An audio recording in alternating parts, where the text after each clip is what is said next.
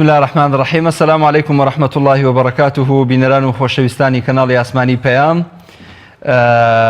لە خزمەتانان بەرنامەی دوانگەی خەڵکتان پێشکەشەکەین. تەوەری ئەڵقەی ئەم جارەی بەرنامەکەمان پرسیارەوەکەین ئایا ناڕەزایی خەڵک دژی گەندەڵی بەکوێ دەگات؟ بۆ ئەوەی پەیوەندیەکانی ئێوەی بەڕێز و خۆشەویست وەربگرین لە ڕێگەی ئەو ژمارە تەلەفۆنانەی لەسەر شاشەی کەناڵی ئاسمانی پەیام هەیە، ئەتوانن پەیوەندیمان پێوە بکەن. هەروەها لە تۆڕی کۆمەڵایەتی فەیسبوک تەوەری ئەڵقەی ئەم جارە دانراوە، وەتوانن کۆمنت لەسەر تەوەرەکە بنووسن تاوەکو ئێوەش بەشدار بن لە بەرنامەکە. خۆشەویستان و بەڕێزان، کۆمەڵک قەیران و کۆمەڵک دۆخی نەخوازرا و ڕووی لە هەرێمی کوردستان کردووە. هەموو ئەمە وای کردووە کە خەڵکی بێ ئومێد و نیگەران بن لەم دەسەڵاتەی کە ئەم هەرێمە بەڕێوە ئەبا. هەرێمێک بریتی بێ لە 4 پارێزگا، بریتی بێ لە دەیان هەزار دۆلار داهات، دەیان ملیۆن دۆلار بە نەوت و بە دەواازە سنوورەکان و بە بەرهەمی ناوخۆ و بە داهاتی ناوخۆ و فەرمانگە حکوومیەکان، بۆچی تا ئێستا نەتوانێت موچە دابەش بکات بەسەر هاوڵاتیانە؟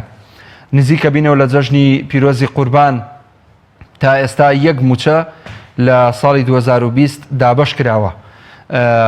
وەکو ئەزانن کە دۆخی کۆرۆنا و قەیرانی دارایی یەکیان گرتووە، هاوڵاتیانیش لێرە و لەوێ جارجار داوایان لێکرێت کە خۆیان کەرەنتین بکەن و نێنە دەرەوە لە ماڵەوە بەهۆی ئەوەی کە ئەم ڤایرۆسە نەگوازرێتەوە. لە پێشینە ناوتراوە تێر ئاگای لە برسی نییە. ئەمە قسەی هاوڵاتیانە گوایاڵێن بەرپرسان و ئەو خەڵکی کە ئەم بڕیارانە دەرەکەن ئاگایان لە دۆخی خەڵک نییە و خەڵک برسیە و ئەوەی کە ڕۆژانە بژێوی ژیانی خۆی پێیاکە چۆن بتوانێت لە ماڵەوە خۆی کەرەنتین بکە. وەکو ئاماژەمان پێکرد لە ڕێی ژمارە تەلەفۆنانەی کە دانراون لەسەر شاشەی کەناڵی پەیام ئەتوانن پەیوەندی بکەن و ئێمەش پەیوەندەکانی ئێوە بە خۆشحاڵیەوە وەرەگرین و قسەی زیاتر دەربارەی دۆخی هەرێمی کوردستان و تەوەری ئەڵقەی ئەم جارەی بەرنامەکەین. دەچمە لای یەکەم پەیوەندی و کاک محەممەد وەرەگرم لە سلێمانی لە گەڕێکی بەختیاری. کاک محەممەد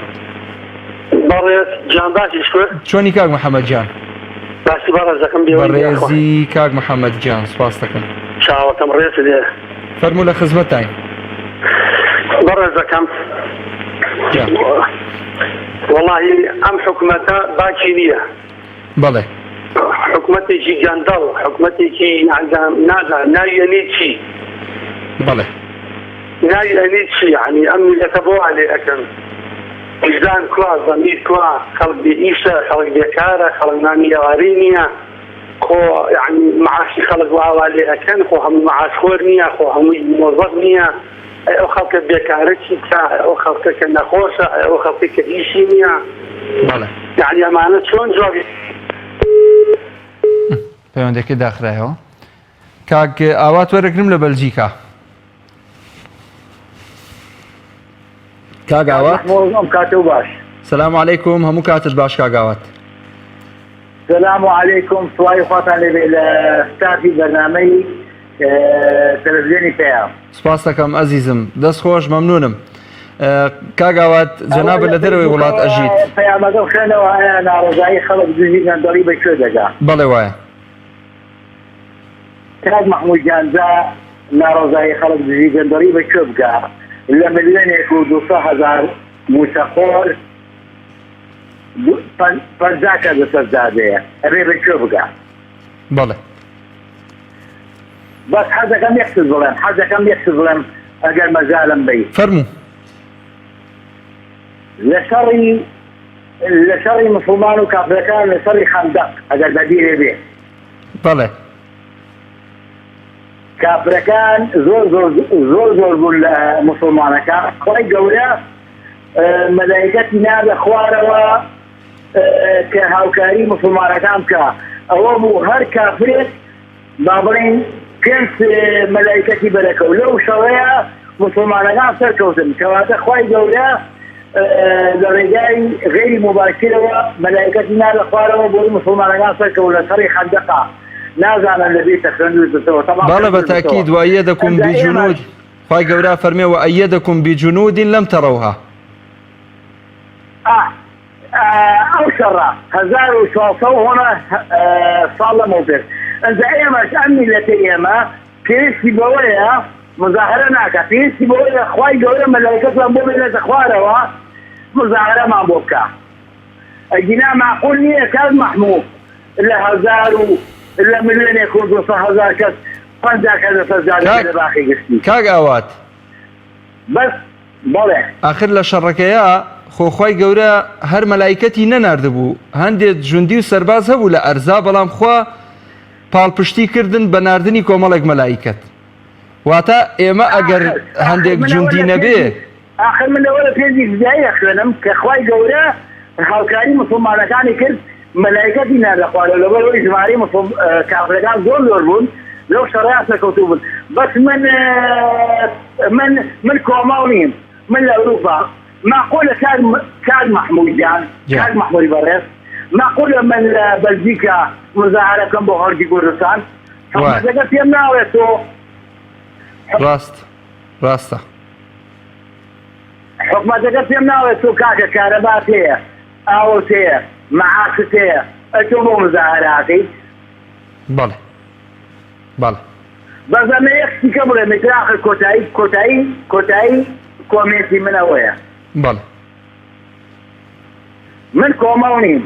باش من كوموني معاشي خم هم عن يولد لما بيسلو صار من اواري دربدر واواري هندرانم باش ما مصاعدي بابينم خوز وقت تاريخهم ازانيبو بله ازانيبو لبلو كثير ونقلا ولا قندري لززي لخيانات لمستكانه وخبازك ابو خوش من الجاي هذا في التلفزيون وتنعم حراراني كردستان وزعنا بخلقه نوكروا دادسي اوانا ابو نازل المقبقر بو ارسيس ليبا نوا وتاريخي وت بلان خلقي كردستان وفي داولة لمح الباناتهم خوم خلقه الحسامته نوكروا خدمكاي اوانين بكي بخويان دائرة روتين جوانە دەست خۆش ئەنجا لەبەرەوە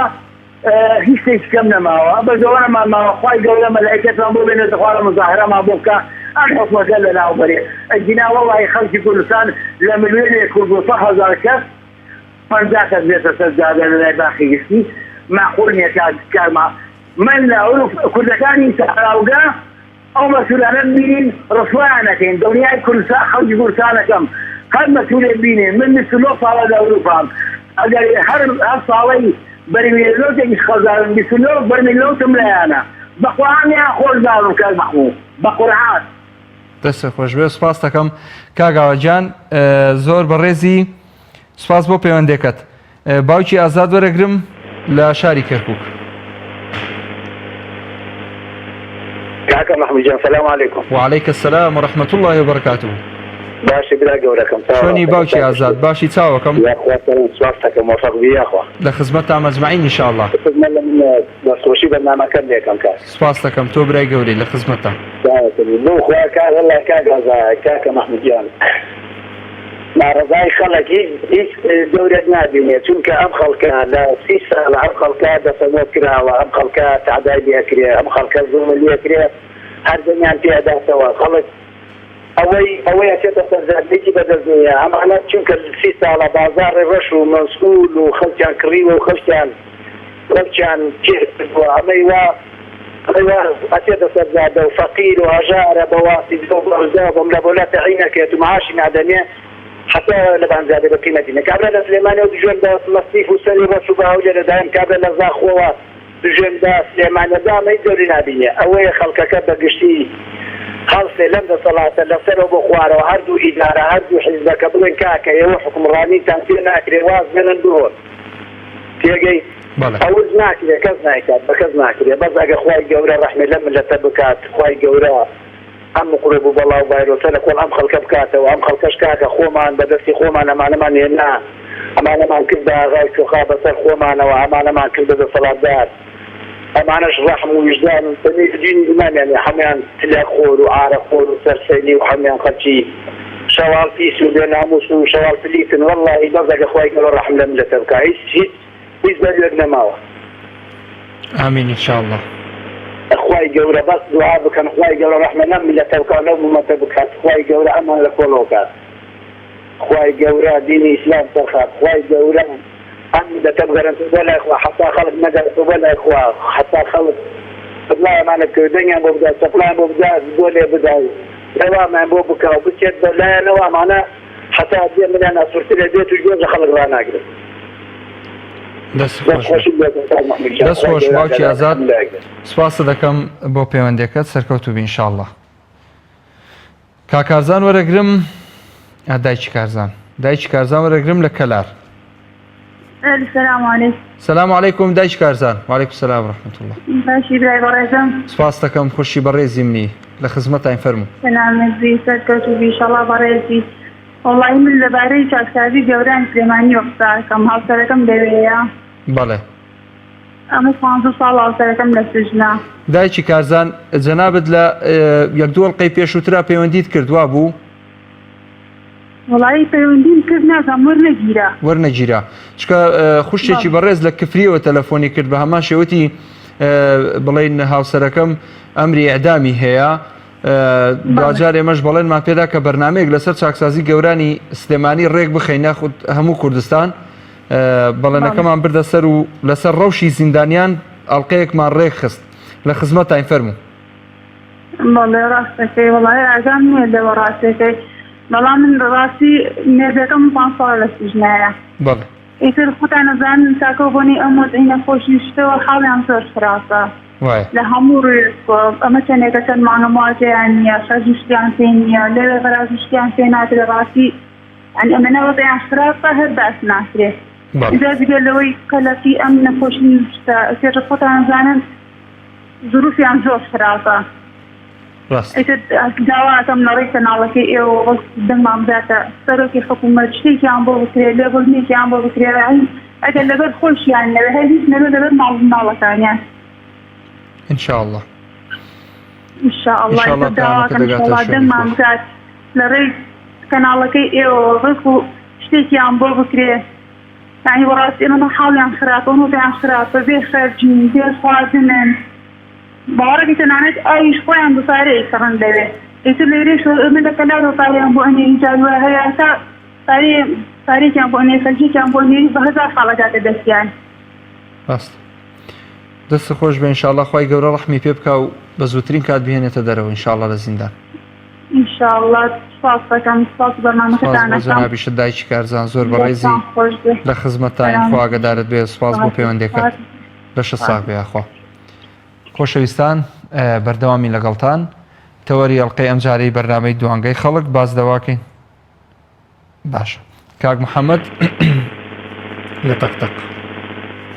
السلام عليكم وعليك السلام ورحمة الله وبركاته دەستخۆشی بەرنامەکەتان لێ دەکەم سپاس دەکەین کاک محەممەد گیان فەرمە لە خزمەتی زۆر بەڕێز وڵی براکەم سەبارەت بە تەوەرەکەتان دەڵێ ئایا ناڕزایی خەڵک دژی گەندەڵی بەشێ دەگات بەڵێ من بە بۆچێنی خۆم ئەگەر ئەو ناڕزایەتانە ئەگەر هەر لە چوارچەوەی شارێک و یاخود ناوچەیەک بێ هیچ ناتوانێت هەدەفی خۆی بپێکەیە بەڵام ئەگەر بێت و فراوان بێ و هەموو ناوچەکان بگرێتەوە ئەوە دەتوانێت هەدەفی خۆی بپێکێ من لێرەوە ڕووی دەم دەکەمە خەڵکی هەولێری خۆشەویست و هەموو ئەسلوورەی کە بڵێن با ئەوانش کاکەوانە زۆر پێمە مەعاناتیان هەیە مەعاشخۆرن قەیرانی کارەبان هەیە قەیرانی نەوتیان هەیە کوڕە هەموو قەیرانەکان هەیە کاکە بەڵەوانش بێنە سەرزادە بۆی شتەکە بێتە سەرتاسەری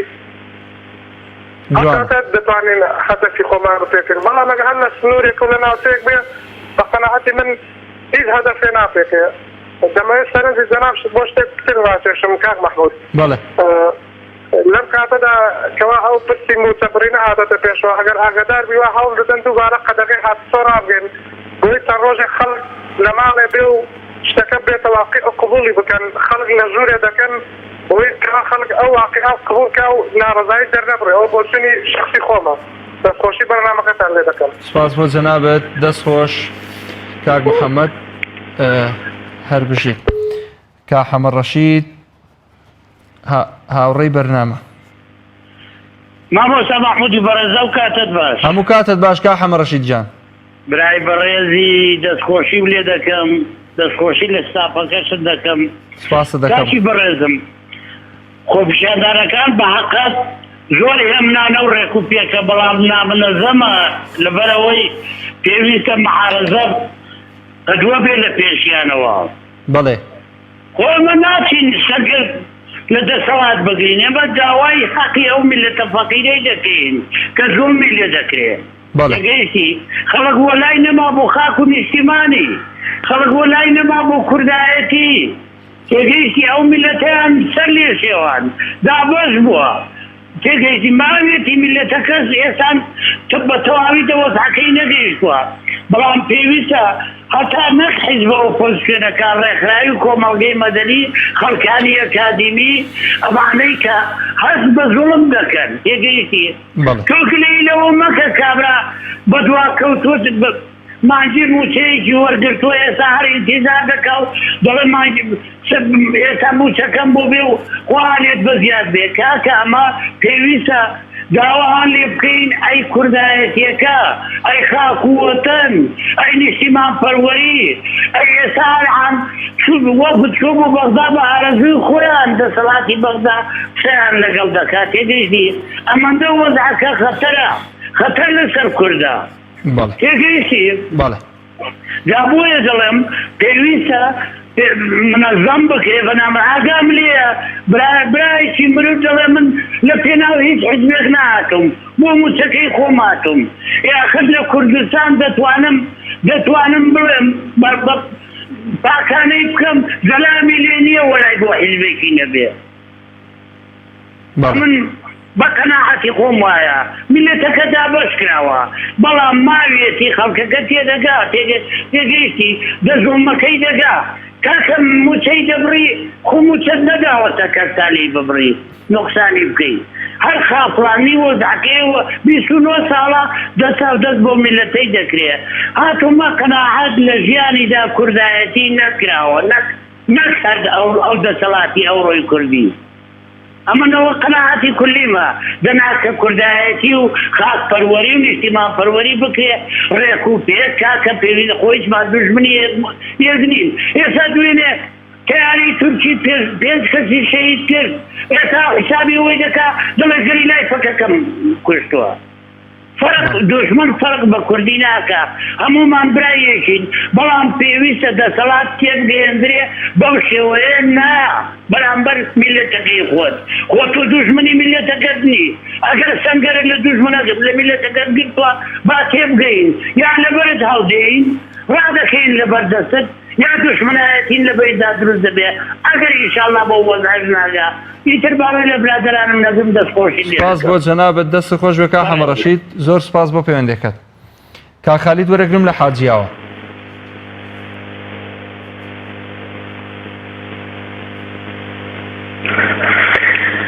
مامەسای وەرز ئەو کاتتان باش. هەموو کاتت باش کاک خالید، زۆر سپاس. دەست خۆش بۆ بەرنامەکەت تەوەرێکی جوان هەڵبژاردووە. سپاسە دەکەم زۆر بەڕێزی. بەس بۆ نایە من و تۆ بێکەوە شتێک بکەین. لە خزمەتان. بۆ نایە حکوومەتێ بە کۆنترات وەرگرینەوە بەو شەرتەی ساڵانە 6 موچانیش دەین نەک موچێکی. من و تۆ کاک خالید بەڵێ جا بە ئێمە دەکرێ؟ دەمامە ساڵە ئێستا دەکرێت بەڕای تۆ بەڵێ توش ناکرێت؟ بەرەوەڵا بەڵام ئەدی حکوومەت پێت وایە بۆچی نایکا؟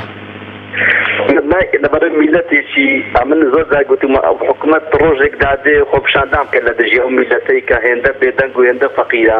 میلەتێکی هێندە فەقیری کە تۆتە بەدەسار هەستی بڵێ دەڵێ بەسەر چاو بێ نایکا؟ بەڵێ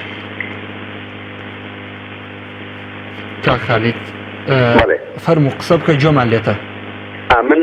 یەک داواکاریم لە حکوومەتێ بەس ئەو ئیشەی بکەن ئەو بەدڵی من دەبێت بۆ ئەو میلەتەی. باشە. يعني يك لا مثلا دهوكوا تاخا نقين همو شاركان مثلا ناحية كان قضاء كان لها الشارك كان بنكيك بكريته وهمو بيانيان مثلا ناونسين ما بكان مثلا بقول منها مارو نفر بانجيو بنكيك كان وترك رجي كان بيني انه ما هم قاضي بشكيني ما بس هون دي باشين هذا او ما بيك كاخرجا يعني من استاشتك بتقدر ما وصل بلى يعني سيء كتا مثلا ولا كاتي مثلا دنك انا كان هر مني فقير توينا ئەگەر دەڕژینە ژیانی یەکتری و بە چەقولێکە دەدەین و بە دەماچەی لێکە دەین و کاکە لەسەر دەنگدان لەسەر حیزب برا هەبوو بە دەماچە لە برای داوە یعنی ئێستا دەفەرمو ئەو هەموو گەندەڵیە هەیە بێم عاشەیە کاکە خەڵک نیەتی نان بخوا یعنی ئێستا وەرە من ماڵ هەیە بە گەڕەکێک لەوانێ نەتوانی دەمە گۆشتێکی بکڕی بیخوا دەفەرم ئەو خەڵکە بۆچی بێدەنگە ینی ئەدیگەر لەوە زیاتر نەبێ ئەرۆک مەسەلەی ئەو پەیوەندی پێشترکە گوتی خوای گەورە مەلایکەتت بۆ بنێرێ برام خوای گەورە مەلایکەتت بۆ نانێرێ خوای گەورە دەرێ لە تۆ هەرەکەت لە من بەرەکەت باشەکەر من بۆ خۆم شتێک نەکەم خوای گەورە مەلایکەتم بۆ نانێرێ برە بڕۆ بە ئەو میلەتە لە ماڵە پاداتەوە تۆ بڕۆ ئەو دەسەڵاتیان بۆ لە ناوبان من هیوادارم یعنی هیوادارم ئەو حیزبانەی کە بەشدارن مەسەڵەن یەکێتی دەرێ من لەگە بڕنی موچەنیم یەکە تۆ دەرێ لەگە بڕنی موچەنیم گۆڕانە دەرێ لەگە بڕنی موچەنیم لەگە بڕنی موچەنی وەرە دەر لە حکومەت بۆچی ئەگەر ئێوە لەگەر پارتین بۆچی تاوانەکەی دەخەنە ئەسۆی پارتی ئەگەر لەگە پارتین وەردە دەرێ با پارتی بەتەنیێکە یعنی ناکرێتەوە لەگەر مەڕی ئاوخۆی لەگەر گورجی شینکەی ئەوەی ئێستا لەو میلەتە تێدا بڕواکە کاک محمود لە سۆ ماڵیش ئەو برچێت و فەقیرە تەنیا یعنی ئێستا من خۆم ماڵ هەیە پێی دەزانم ماڵە شەهید هەیە پێی دەزانم ماڵە پێشمەرگە هەیە پێی دەزانم 4 منداڵ 3 منداڵی هەیە نایەتە دەرێت نانی نییە بیخۆ پێڵاوی نییە لە بەریکە باشە تۆ گەر ئێستا بەجواب نەبی لەسەر خۆت ئەدی کەی لەسەر خۆت بەجواب نیە يعني إمام مصر يوما لا توكل أصحابك هات لا يتغمر يا مصر عصرا بيفر من عشرة سليك دو تيلا دشتي برلام كدو بتماي خوي كنا بتماي خوي ما كبي بس هو ذا بتماي خوي كا والله آية قال منو توجي مجوبك نكين منو توب خما لا صرحك خما بجوابنين إيمانية كسش كبيت مالك أمريكا محمود عاقة كدمية براي من اما او ملة النواش شياوي زول لواش خراترين لبروي اما الشياوي بخومن هالمان بجادو بخومن دنگ ما بيدهون هذا بي بخوش من بعد كيف دين بەڵام یەکش هەیە ئەمە سنووری سلێمانی ئەوەمان هەیە دەبی مەمنوع من کە کەتوینە سنووری سەوز هەندێک ئازادیە هەیە یعنی زۆر خەڵک زۆرتر مەسەڵەن دەتوانی بە ئازادە نەبزولێتەوە فەرمو قەدەقی هەیە ڕێ هەندێک ڕێفون ناکەن مساعدە میلە دەکرێت بەرام ئەوەش ناکرێت کاکە ینی بە گەڕەکێک مامە کاک محمود بە گەڕەکێک ئێستا لەوانەیە 2 کیلۆ گۆشتمان پێ نەکرێت لەوەی وەزە خراپتر دنیا داواکارم لە خوای گەورە بەس ئەومان بەهاناوە بێ بەڕاندەی بۆ خۆشمان زورەتمان نەبێ و دەستخۆش بۆ بەرنامەکە دەستخۆش کاک خەلیل سوپاس بۆ پەیوەندەکەت کاک هەنگاو وەرەگرم لە چۆمان. السلام عليكم. وعليكم السلام ورحمة الله. بمان بوركاك هنقاو دمك لسر ختي. دخول شيء برنامج يدك مكان مجانب. وطاوريزم هي بوزناف وبو سوالي كارمن دبريزا كانوا بو بين رانيش. سپاس دكم زور بريزي كاك هنقاو جان. سپاس دكم. كاك محمود جان أمد الصلاة زور في الباص والشيكالة. باورك أو بلاني أما هايتي حكومتي صدام حسين نيبو. حكومتي صدام حسين أو بلاني أمانية أمانة هاو بجاردن لقازان دي خويا النبي نايكن جزانن شون بلان دادنين كخلق نارزايت يكاني هبتيت شون خلق كونترول كان بردوام أمانة لبلان دانا أماش كارثاتي شي زور قورية بس ملتي كورد متايبتي خلقي فقير داتوا أمانة تماشايكا هكا سكاني كمصلحة رجاني بعض بونو يا رجاني بعض بونو لبينا ومصلحة ومصال سياسي خويا البو أمروش بهمان شيوا أمزولا كسانا دفعات أو كساني كرافريشي مشيان كردو كشهيدي شيان داو كمان دوش بونو تضعيان داو رجاني بعض شيان رقان دباوك أو كسانا أمرونيا فريان داوين أم كساني بيان رجامن لوان لو كساني كغدر كساني رافرينيا كرد بصلاة دارترن يعني أما لما زاني باشا كاك هنقاو كاك يعني جنابت في دواء استا اويك لزماني بون منبعث حكمي دكردو جاش ومستشار بوا استا بهمان شيوا حكم دكاو همان دا صلاتي هي بلي هي سيدا هي بلي جان اها مصلحة كاني أويش والله بشاري رافريش أنك أمر ولا من بعد الصلاة ترين بشق في لاقة بدر يمتني باشا وأيزاني برو لهم دايرة كان لهر شوينة في كثر في ناراضي يعني لا يعني ده صلاة دار نبي ناراضي بي قليلي كربون يعني بكيش عندها في سوا نيانش حتى الشتاء حتى إيش بوي بكرير دي قال وا ئەیزانی بڕۆ لە هەموو کۆڵانەکان لە هەموو شوێنەکان تێگەی جاسوسیان دروست کردینە باشە متابعی لەسەر خەڵکیەکان ئایا یاخوا ئەو کەسە دەکات لەسەر ئەو ماڵی لەسەر ئەو ماڵی بۆ کەس وڵای لە کوردستانی گەڕک نییە جاسوسی لێنە بن باشە یەگەیشتی یعنی ناکرێت کاکە خەڵک خۆی بکاتە کۆی لەم هەندێک کەس خۆی بکاتە ژێردەست و یەکەی براکەی و کەس و کارەکەی بچەسینیتەوە بڕۆ کوردستانیان لێ کرد ئەو هەموو شار و ئەو هەموو خاک و ماکیان هەموو داگیر کرد هەمویان کردن مەشروعاتی خۆیان ئەو هەموو داهاتیان بێت بەڵێ کاک هەنگاو ناکرێت بڵێ دەست و چاوت خۆش بێ سپاسە دەکەم بۆ پەیوەندێکت هەر بژیت باوکی عەبدوڵڵا وەرەگرم لە شاری هەولێر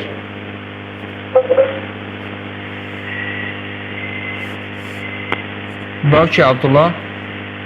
السلام عليكم. وعليكم السلام ورحمة الله وبركاته. محمد باش. سپاس دەکەم باوکی عەبدوڵڵا زۆر بەڕێزی باشم الحەمد لله. سلامتی والله من فيما او نارزات انا هیچ بربوونی چی نابی لەبەرەوەی ئێمە تەجروبەی زۆرمان هەیە لەگەڵ دەسەڵاتدا. بەڵێ. نەک نارزات ئەم پێمای سەنگەری گوتریشیان لە ئێستادا هەر بەربوونی نابی لەبەر ئێمە نمونەمان ئینسان بەعاتفی نەکات تۆشتەکان دوور ببینی. زۆر خەڵکیە ئەتراز و ناوازای لە ئۆپۆزیسیۆن دەوری ئەم تێمای ئۆپۆزیسیۆنی لە ئێستادا هیچ بیناتی بەرەوەی لەوەکان لە ناوەستەینا با سووریامان دیت ئەو هەموو شۆڕش و خوێن و خەباتە ئێستا بەرەوەمەکەی بۆ چێگەی ئەم تێمایە باشترین شت ئەوەی لە ئێستادا تاکە چارەسەر ئەوەیە ئەگەر یەکێتی کە ئێستا یەک بڕیاری وام پێش وایە یەکێتی بەمانای ناکەم پاکانە یەکێتی ئێستا شەریکە دوو پارتیە بەزای چرا حکومەتی کەم کوڕی ئەوشتێدا بەشدارە و بەپرسیارە بەرام ئەگەر بە ئینسافەوە قسام بکەین یەکێتی کە حەدەک قاعیدەکەی یعنی نیگەرانە بە وەزعە ڕەنگە هەندێک مەسئول و بەرپرسی تێدا بەشدار بوون بەڵام پێمایە بەرپرسەکانیشان هەندێکیان بەتایبەتی لە ئێستادا لە هەموو شێخزەنگی ئەگەر بیەوێ مێژوک لە خۆی دروستکە دەتوانی یعنی پای تراز و ڕاستکاتەوە هەر تۆ ئینسافیان بێ بەلای ملەتەکەیدا بشێنەوە یعنی ئەگەر ئەوان خۆیان بە غەمخۆری ئەو ملەتە دەزانن خۆ لە ئێستادا یەکێتی یەک بڕیاری هەیە دەتوانی لە حکومەت بکشێتەوە حکومەتەکەی ئیفلیسکالانی کەم داوای هەڵبژاردنش پێشوەخت بکە و ئەگەر خۆی بە شەریکەت دزی پارتی دەزانی باڕاستەوە خۆ ئێستا هەندێک خەرەکیە قسەی زۆرتان دەکەن دەبێت شەوان لەسەر تەلەڤیزیۆنی دابرین غەمخۆری لە تەڕۆژش لەگەر حکومەتی بەزارە بەفعلی چێتی ئێستا تای تەراجی بکەیت ڕاز دەبتەوە لە بەرەی هێزی هەیە بەشدارە لە حکومەت ئەگەر بیانەوێ ئەو دۆخە چارەسەر کردێما بەیەکێتی دەکرێت لە هەموویان بێت ئێستا مەسەڵەن بۆن منە کۆمەڵی ئیسلامی چی لە دەست بێت گۆڕان چی لە دەست بێت گۆڕانیش هەبرێت ئێستا حەدێک لە حکومەتاویش هەر بەرپرسیارە بەڵام ئۆپۆزیسیۆنەکانی ئەوەندە تێگەچی بەهێزیان زەماوەر بەهەژێنی و ئەگەر زەماوەری دینە سەر خەت ئەوزاری خراپتریش دەبی دەرێنەوە هێزی سیاسی لە پشتە دەستی لە پشتە يعني أمن كما أو فوق شيء زي بربوم الشيء بهذا على السماء والسنة. دەست خۆش باشی عەبدوڵڵا سپاس بۆ پەیوەندێکت دەچمە شاری دهۆک کاک مەحموود وەرەگرم. سيدة محمود يا باشي إن شاء الله. السلام عليكم سيدة محمود حالته باشا؟ والله الحمد لله. سيدة بله. فرنسي ناراضي خلقي دهوك خلقي سليماني در خوشيا منه. بله. خودی که خلقی دهوکی جوکی خلقی سلیمانی حزبا و اقول سیده محمود داشته که بجنم جیراتیه که مشکلات خلقی من جوکی ما مستاذ سراد عمری گوتی وقتی دیده گرا انتخاباتا به ادین خودت حزب دا صلادارو او نخوشی او دیدی گندلی و فقیو که موجهی بیر کرد ما مثلا سرعة عمر خوب جودي بس جودي وقتها حكي خلق تجي واقع برشابي بري همية تبلمت جابي ورايا وأسبين مجيدة رأيي من شخصي كمانا إسلامية كردستان أو أوبسيونا تيس أو نوينوي بله بله سلام حوال كاك محمود بله دەست خۆش ئەو تێبینیە گەلێکی جوانە کە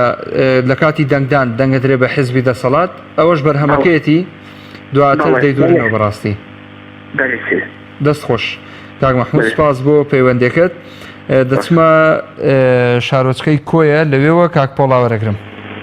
مامسا جان سلام عليكم. سلام ورحمة الله وبركاته. مامسا جان سبارت بتورك ويش يقدر تبيني والله. لا خدمة فرمي.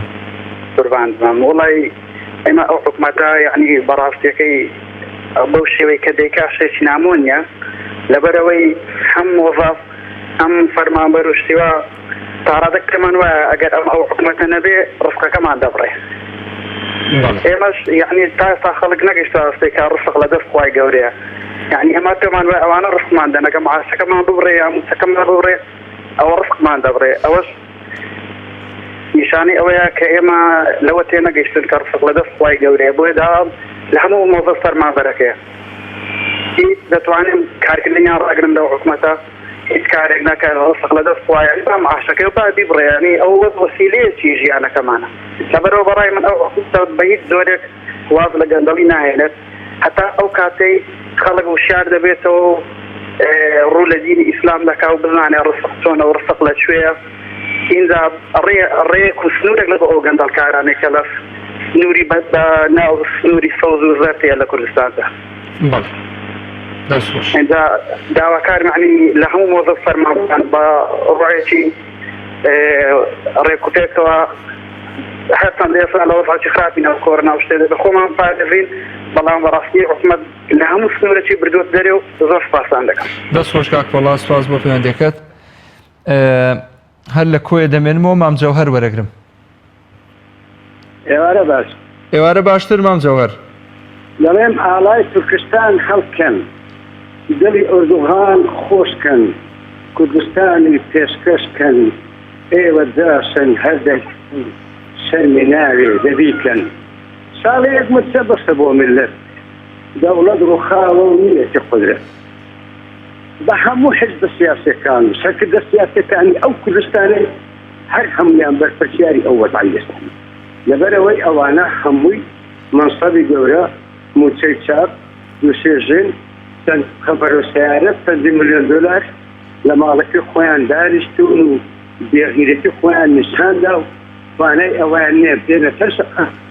داوي ما في أو ملة تستمدد هم يعمل في الشارع بثنية فلسطينية بثنية إسلامية بثنية غورانية بثنية إسلامية حتى ستة بس ربكم ما استوى فعند برلمان كان استوى دوهم بندوار أمن استخبارات الزاسي كان صالح من سيام بدل قبولية كان لبروا حمو بناح خان السكراون فابلير أو ملة دبي بخيا بستوى بعد التريك كانت حتى الشركة أو كردستان جاندا تدارك لما على جان هم تدري يعني تدري جاندا تدارك بتبخت يعني اشتوي شركة من اللذة كانوا بخوش الذي وخان التنيك هذا السن أرهم ينبر برسالة لحاتني ترك لحاتني أو يتخاطي نقص بلا كل كلايا هم حزب السياسة كان برسالة كوابي دبي أو ملة السير اللي بدن دايا قبول كردي كلها كيتا هتايا يعني الحكومة رافرين في سياسة سرير لا حبوا أحزاب السياسة كان بس تدري سيدا كردستان اللي بس ظلم زورداري تعدى لو ملتي جناحة لبرا وانا اگر وجدان هنهبا جديان بهاتيو بهزار بكمادا بخاوة شهيد وانطالو بحكودرا وكو بحمدنا بس بلام درويدا كان هر هم ياندرو سنين اتصبح سپاس وال لەگەڵ مام جەوهەر دەست خۆش بە پەیوەندێکت دایکی هەنا وەرەگرم لە پێنجوێن سلام عليكم. سلام ورحمة الله وبركاته. يا خوالي راضي بإن شاء الله نعم أجمعين إن شاء الله. سپاس دەکەم دایکی هەنا زۆر بەڕێزی. والله نعم سلام سلارة بس أركض التوصيل لي كم خايدور محفوظ عن عربي. آمين إن شاء الله. سپاس توت عن عربي والله إذا جندلي صفات تشيء جاب والله أو نجندل تأخذ على بس. باور كي من جاي كي كثير مخيطنا معاشة شيء يعني كي لرمضان أولي نجسوا نكاسب كارثي هنا. حيش تبعد مع سكي بينك أبغى بيجي وقت جدي شان سلطانون مع سكي شان رجواني بيننا مصيان خلق كي جاريك. ملا ما مصيان لا في عندك يا رب إخوان سخط تاران يا كاب خواي جرا العقيدة اللي وجهك وقو ليش يبغوا تسكت. خواي جرا سكوتو عن كي أقام مصيان. إن شاء الله سواس ذكي. دايشي هنا زور بريزي. ئەوەی لەم کەناڵە زەحمەت دەکێشێ یا ڕەبی خوا سەرکەوتووتان کە لە خزمەتین خوای گەورە نمونەتان دیاکە ئینشەڵڵا مەحفوظ بن ئەجمعین یا ڕەبی لەگەڵ ئێوەمانە ئینشاءڵڵا زۆر خۆشەویستن لەبەر خاتی ئەو خوای گەورە زۆرمان خۆشەوە خوا خۆشەویستی دنیا و قیامەتتان کە یا ڕەبی خوا لەتان ڕازی بێ یا ڕەبی خوای گەورە بمانکە بە ئەداتی پێشکەوتنی ئەم دینەی خۆی ئینشاءڵڵا ئامین ئینشەڵڵا مامۆستا گیان خۆتان سەرکردەکەتان ئەوەی زەحمەتان لەگەڵا کێشێ یا ڕەبی دراوسێ پێغەمبەری خوا بن ئینشەڵڵا اللهم آمین لەوای دوای خێرتان دەکەی مامۆستا گیان دوای بە خێرمان بۆکەن خوای گەورە بەڵامان لەسەر لا بدا ئەجمعین ئینشاءڵڵا دەست و چاوت خۆش بدایکی هەنا سواز بۆ پەیوەندەکەشت سەرکەوتوو بی ئینشاءڵڵا سواز بۆ پەیوەندەکەت خوا لێ ڕازی بێ کاکە جارجارەوە دوعای خێرمان بۆ بکەن خۆ هەر مەرجە لەسەر تەوەرەکە قسە بکەن ئاوا بڵێن دراوسەی پێغەمبەر بن عەلەیهی سەڵات وەسەلام خوا بە بەهەشتان شاد کە لە خزمەتتان ناین ئێمەمان دوین بۆ ئێوە باوکی ئاسۆ وەرەگرم لە چەمچەماڵ السلام عليكم مامۆستا گیان وعليك السلام ورحمة الله وبركاته یا عەرەبی مامۆستا گیان سەرکەوتوو بن تەواوی کارمەندانی تەلەڤیزیۆنەکەتان و تەناریش اللهم أجمعين أو دعانا بويا مزور زور ميم عزيزمان قبول كأخوي جورا وخشكشمان بفردوس العلا شاتايش اللهم آمين يا ربي خوالي الرازي يا ربي براسي تهاني دعاء جلت إن شاء الله وخش الدلباك ودم باك سربرز إن شاء الله پشت بخوا خوالي ورقرت به إن شاء الله إن شاء الله ليش ورقري والله طبعا هو پشتیوان بەخوای گەورە ڕازگۆیی و ساچی خۆتان و ڕازگۆیی کەناڵەکەتانە کە خەڵک خۆشتانێ و الحەمدلله فەزڵی خوای گەورەیە هەزار جار سوپاس بۆ خوا ئینشەڵڵا خوای گەورە سەرکەوتوتانەکات تەوەری بەرنامەکەشتان مامۆستا گیان من پێم وایە بە ئەنجام هەر ئەگا ئینشەڵڵا ئینشاءالله ئینشەڵڵا داواکاری خەڵکی مەزلوم و دوعای ئەو خوشکە و هەموو ئەم خوشک و برایی تر کە هەزارەهای هەیە پەیوەندی ناکا یانەوەتە دڵگەرمە و ڕەنگە دوعایان زۆر لەوە خراپتری لێ بکرێت بە پشتیوان بەخوای گەورە هەر بە ئەنجامەگا بەڵام یەک شتێک من داوا لە خەڵکی ئەم دەوری هەموو سنووری سلێمانی بەتایبەتی یانی نەهێڵن لایەنێکی دیاریکراو کە ئێستا نیشانەی عەلامەی پرسیاری لەسەرە بە بەرپرسی یەکەمیانەوە و تا سەرۆکی فراکسیۆنەکەشیان و هەمویان دێنە ناو جەماوەرەوە من ڕەنگە پێشتریش قسەی وام کرد بێت یعنی سەرۆکی فراکسیۆنێ دەنگی دەنگدەرەکەی خۆی نەیە لەگەڵێ هەموو ڕۆژێ بێتە ناو ئەو 50 کەسەی کە لەسەر جادە خۆپشاندانەکەن دەنگدەرەکەی خۆی لەگەڵان نەیە وەڵای نیشانەی پرسیارە لە تەواوی کورسەکانی کە بەدەستیان هێناوە بەڕێک بە سەرۆکی حیزبەکەشیانەوە من یەک داوایەکەم لە خەڵکی هەموو سنووری سلێمانی هەیە نەهێڵن ئەو لایەنە چکە وەڵڵا نیشانەی پرسیاریان لەسەرە نەهێڵن پێشڕەویان بکەن و سوار شەپۆلی ناڕەزایی خەڵک بن یعنی من ئەمە بۆ چوونی خۆمە مامۆستا گیان یعنی بە تەسەوری منە قەنەعەتی من وایە هیچ قەنەعەتێکم بەم کورسیانە نییە کە بە دەنگی خۆیان هێنابێتیان لەو ڕۆژەی کە ئەو برادەرە ڕستەرۆشی لستە حیزبەکەیان کاڵێ ڕاپەڕن و بیعیان ڕوخێن و واکەین ئەوەی نەخایەن خۆش چەند وڵاتی عەرەبی ڕووخا و چیکرا و چیکرا ئەم برادەرە ئەوەی ئەو دێت و ئەڕوا و دێت و ڕاو سەرۆکی فراکسیۆنەکەیان یعنی معقولەتی تیانێ مامۆستا نیشانەی پرسیار لەوەیە کە کۆمەڵە خەڵک بە دوای خۆیانیان نەیە هەر کۆمەڵە خەڵک بە قسەی خۆیان نەکات ئەوەی کە دەنگی پیانداوە مانایە من بە قەنەعەتی من وایە ئەم کورسی هەوایی بۆیان دانراوە ئێمە چێش بۆیانی داناوە ئەوێ بە خۆیانەوە کاتە ڕەنگەی تر ئیستە بێ زەمانێتر بێ و پرسیارشمان بۆ ڕوو نەبێتەوە ئینشەڵڵا بە پشتیوانی خوا بەڵام من ئومێدم هەیە ئەم گۆڕانکاریەک هەر ئەبێ ببێت ئیتر ئەم ڕۆیە بەیانیە خەڵک ئەبێ هوشیار بێ خەڵک نابێ سواری ئەوە بێکەی بەڕاستی یەک شتێک ژێماوەتا توند و تویژی چارەسەری وەزعەکە ناکات کۆمەڵە شەهیدماندا لە حەفتەی شوباتا کەس خوێنەکەشیان ڕۆی بەسێ ڕۆبن یعنی ناکرێت دیسانەوە کۆمەڵی گەنجی تری ئەم وڵاتەمان بە فیرۆ دایشی و باو زەرگی بسووتێ بەڕاستی کە خوێنەکەشی بە هەدەر بڕوات ئەبێ بە شێوازێک مامەڵەکری ڕاستە ئەم دەسەڵاتە ئەو بۆ شێوازەش ناڕە بەڵام پشتیوان بخوا ئێمە کات خۆی ڕۆژێک برادەرێوتی دوعاکە ناڵێم لەبەری ناتونجێ لەم تەلەڤیزیۆنەی بەڕێزەی جەنابتانەگوڵێ وتی کاتی خۆی ئێمە خەڵک دوعای لە سەدام کرد ڕووخا وتی ئێستا ئێمە خەڵک زۆر دوعای کردووە زۆر دە خوشکی وەگە خوشکەی بەڕێزەی پێشومان و دایشی جەرگسووتا دوعای لێمانە کردووە باوکو و برای سەرسوتا و داما و دوعای لێمانە کردووە بەس دوعاکەمان خراپ کردووە ئێمە دوعاکە عملەوە نایە تەفاسیلی دوعاکە ئێمە دوعاکە وا بوو زوو ئەوەی تر بە کەڵک نایە بیڵێ هەر جوشیان دەرچوون و تازە بە کەڵکەوە نایە بێ دوعاکەمان بگۆڕن جوان دەست چاوتان خۆش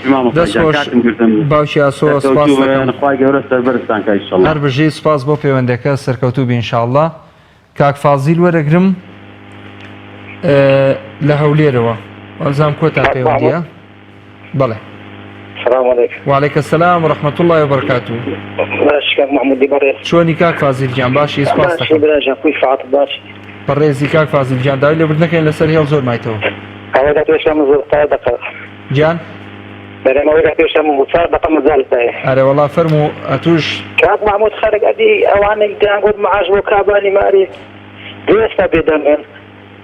جوانا معاش بوكاباني ماله ونيا؟ أوانك دانقود معاش بوكاباني ماري استبدلن. دەبێ معاشی کابانی ماڵیش کەم بکەنەوە؟ والله نازم هو بزوتنەوەی گۆڕامەوە دەوێت معاشی لۆ کابانی ماری دەڕێنەوە بەرە نامان دەستە دەرچین بەڵێ تەنها حتا خەرکە دەرێ پارتی شریکە گەورە دزە دزی یەکەم یەکێتیە بەڵێ پارتی لەی فێر بوو بەخوا لەی فێرە دزی بوو لەی فێرە تەزویر بوو بەڵێ ئێمە لە نەچێ بۆ فکرمان لێ لە هەولێرێ شەو هەبوو 20 دوکانی 100 دوکانی نەبڕن سیارە هەبوو لە بەدەرکەی دەستە بلۆچی دانەنێن خەرک نەبوو خاوەی لێ نەستێنن بەڵێ هەر ئەوان بوو پارتی بەخوا شتان هەموو لێی فێر بوو لە یەکێتی فێر بوو لە دزی لە ڕاوەی دەزەلام پشتنی هەموو لە یەکێتی فێر بوو ئێستا هەر دەرێن پارتی کوڕە وەڵا یەکێتی لە هەمووان دەسترە دزی گەورە ئەوە بەڵێ ئەوێ نازم چەندە دەست خۆش بێ سپاسە دەکەم کاک هێمن وەرەگرم لە چاکسازی گەورانی سلێمانی ئەم کاتەوە باش کاک محمود هەموو کاتت باش کاک هێمن باو ڕێزمەیە بۆ بینەرانی بەڕێزی خۆشەویستی کەناڵەکەتان سپاس دەکەم زۆر بەڕێزی بە ناوی خۆی بەخشندە و میهرەبان ئەمەوێت سپاسان بکەم کە پەیامەکەی من لە کەناڵەکەیەوە گەیشت بە زۆر شوێن دەستخۆشیتان لێ یەکەم لە خزمەتای دەربارەی تەورەکەی ئەم شەوتان ئەمەوێت لە نمونەیەکە من بە وەڵامی ئەم تەوەری ئەم شەوتان بەمەوە بەڵێ تەوان لەگەڵ ڕێز و خۆشەویستیم بۆ هەموو گۆرانی بێژە میلیەکان بەڵام گۆرانی بێژی میلی کاتێکە لە پاژنیۆڕۆ دەسەکا بە گۆرانی حتا شەقەی نیوەشە و ئیتر لە کۆتایی نیوەشەوە بەندی پێ نامێنێ هەر ئەڵێ بۆ دەڵێم لەو بەندانە بۆ دەڵێم لەو بەندانە ئەم حکومەتەی ئێمە ژوای لێ هاتووە گەیشتۆتە کۆتاییشە و هەر بە میلەت دەڵێ بۆ دەڵێم لەو بەندانە خەڵکە لە کاکە ژیان مردم لە برسا ئەو هەرڵێ بۆ دەڵێم لەو بەندانە خەڵکە لە کاکە ژیان موچە بۆ نای ئەو هەرڵێ هەر بۆ حەد بەندەکان دووبارە ئاکاتەوە هەر هەرڵێ بۆ دەڵێم لەو بەندانە ئێمریش پێشنیارێکم هەیە بۆ هەموو خەڵکی کوردستان ڕجان لەسەر شەقامەکان بنووسن بۆ دەڵم لەو بەندانە لەسەر وێزگەی پاسەکان بنووسن بۆ دەڵم لەو بەندانە لەسەر دوکانەکان تا بنووسن بۆ دەڵم لەو بەندانە ئەگەر حکومە شعوری هەبێ لەوە تێگا کاکە جێن هاوارەکەن ئێمە 6 مانگە هاوارەکەن لە چاکسازی گەورانی سلێمانیەوە بۆ خاپی خوا خۆ ناکێ کاکە تۆ بەس جەنازە لە سزن بەریتە دەرەوە ئەنجا قەناعەتکەی کە ئەم ڤایرۆسە کوشندەی و خەڵکە کوژێ هەر ئەو بەڕێزەی کە لە ڕاگەانەکانەوە بیندرا کە بەرپرسی ڕاگەاندنی چاکسازی گەورانی سلێمانیە کە تووشی ڤایرۆسی کۆنا بووە خودی خۆم بەرکەوتنم لەگەڵی هەبووە تەڵقەم لەگەڵا کردووە ڕێک ڕۆژێک پێش ئەوە ڕێک ڕۆژێک پێش ئەوەی کە ئەو داخلی باڵی خەستەخانە بێت خۆم بەرکەوتنم لەگەڵی هەبووە منیش بەرکەوتنم لەگەڵ 12 کەسی قەعاکەم هەبووە بەرکەوتن هەبووە لەگەڵ زۆربەی ڕاڕەوەکانی تر باشە ئەمە چی بە حکومە دەڵێ باشە ئەبێ ئەم خەڵکە لەم سژنە هەر بمرێ بە جەنازەی بیبەنەوە دەستینی کە سوگاریکەنەوە ئەنجا حکومەت ئەزانێت کە ئەمە مەترسیدارە کاکە ژیان بامە شتێکێ هەموو خەڵکی کوردستان سەبارەت بە چاکسازی گەوران بیزانێت بە تایبەتی دەربارەی سژنەکان کاکە سژن شوێنێکی ئەوە خراپ نییە کە خەڵک تێگەیشتووە ئەم خەڵکەی لە سژنایە من تەمە زۆر جار توێژینەوەکەم و لێکۆڵینەوەکەم بە دوای زۆرشتی حەساس و وردە هەچ کەسێکی لەم 1300 سزادراوە قسەم لەگەڵا کردووە هەر هەمووی باوەڕی بەخوا هەیە کەواتە کەسێک کە باوەڕی بەخوا هەبوو ئەم کەسە لە ئەساسە کەسێکی خراپ نییە ئەم کەسە تەنها کارێکی خراپی کردووە باوەڕم پێ بکە ئەم 6 مانگەی ڕابردوو کە تێپەڕیوە بە 6 ژانە ساڵ لە هەموو خەڵک تێپەڕیوە ئێبرای عەزیزم خەڵکە 6 مانگان کە سوکاری هاوارەکە لە ڕاگەانەکانەوە ئەڵێ جەنابی سەرۆکی حکومەت ڕزان بڕیارێک بدا جەنابی پەرلەمان ڕزان بڕیارێک بدا حکومەت کاکە وەرنە سەرخەت ئەم خەڵکە مرد لە برسا ئەم خەڵکە کە سوکاری مرد لە برسا ئەم خەڵکە وەتا لە ڕاگەانەکانە نامی شتەکانی خەڵک دووبارەکەمەوە گوێتان لێ لە ڕاگەانەکان خەڵک چیەڵێ کاکە وەرنە سەرخەت بۆ خاتری خوا کاکە فریا ئەو خەڵکە بکەون ئەی هاوار حکومەت هەرەڵێ بۆ دەڵێم لەو بەندانە کاکە گیان ئێمەگە نەچین من خۆم بەش بە حالی خۆم دژی چەکەم چونکە من خۆم چەکم بەکارێنەوە بۆیە قوڕم بۆ ژیراوەتەوە هاتوومەتە ناو چاکسازی گەوران بەڵام چاکسازی گەوران بەش بە حالی خۆم بۆ من سوودی هەبووە وەکو شخصی خۆم بۆ من سوودی هەبووە ئەمە نمونەیە کە پێ بڵێم کە خەڵک زۆر بە شێوەیەکی ناشرین سەیری سژنەکات و بە زۆر بە خراپی باسی سژنەکەن 200 تەلەبە تەنها 200 تەلەبە ئەمە لە 1300 کەسەکە 200 تەلەبە لەسەر دەستی من فێری زمانی ئینگلیزی بوو و لەسەر شهادەکانیان ئیمزای منی پێوەیە ئیمزای بەڕێوەبەری ئەم شوێنەی پێوەیە لەگەڵ طبقەی ئێرەیە ئەمە تۆ 200 کەس کە خۆی خولیای ئەوەی هەیە